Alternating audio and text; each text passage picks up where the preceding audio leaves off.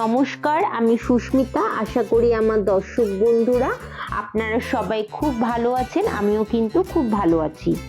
আজকে আমি শেয়ার করব লোটে মাছের ঝুরি রেসিপি। বানানো একদম সহজ আর গরম গরম ভাতের সাথে খেতে অসাধারণ লাগে। ভিডিওটি ভালো লাগলে লাইক, কমেন্ট, শেয়ার করার অনুরোধ রইল। আর আমার চ্যানেলটা প্লিজ একটু যদি সাবস্ক্রাইব করে দেন, তাহলে আমি নতুন নতুন ভিডিও করার আরও উৎসাহ পাবো। তাহলে চলুন দেখে নেওয়া যাক আজকের রান্নার এই রেসিপিটা। সবার প্রথমে একটি পাত্রে 500 গ্রাম লোটে মাছ কেটে ধুয়ে পরিষ্কার করে নেওয়া হয়েছে। মাছটাকে ম্যারিনেট করতে 3টে উপকরণ লাগবে।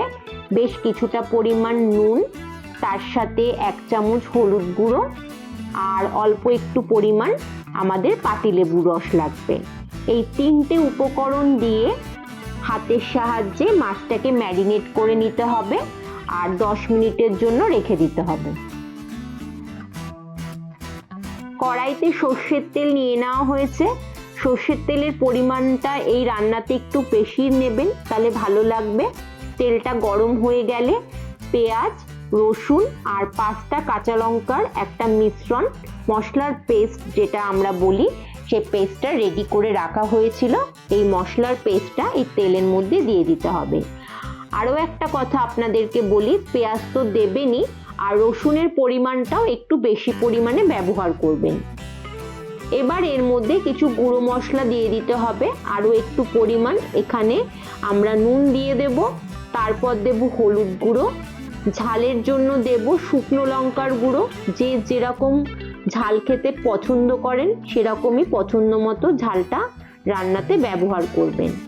আর কালারের জন্য দিতে হবে কাশ্মীরি লঙ্কার গুঁড়ো।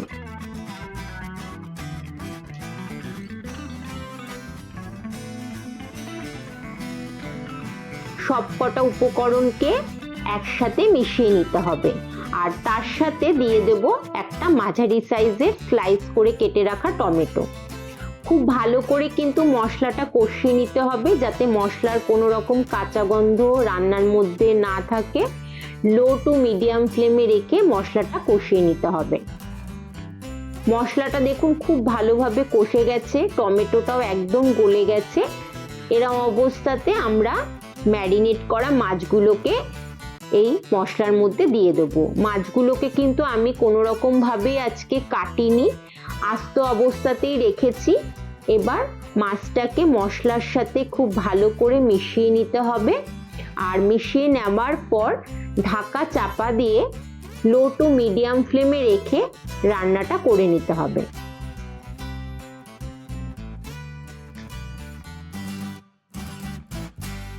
10 মিনিট পরে আমি ফিরে এসেছি।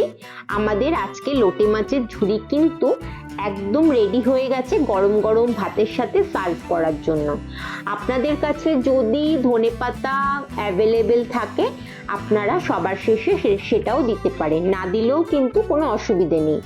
তাহলে আমি প্রথমেই বলেছিলাম রান্নার রেসিপিটা ভীষণ ইজি, গরম ভাতের সাথে খেতে দুর্দান্ত লাগে। ভিডিওটা আশা করি আপনাদের ভালো লাগবে। ভিডিওটা ভালো লাগলে লাইক, কমেন্ট, শেয়ার করবেন আর চ্যানেলটা সাবস্ক্রাইব করে আমার পাশে থাকবেন। সবাই ভালো থাকবেন, সাবধানে থাকবেন। ধন্যবাদ।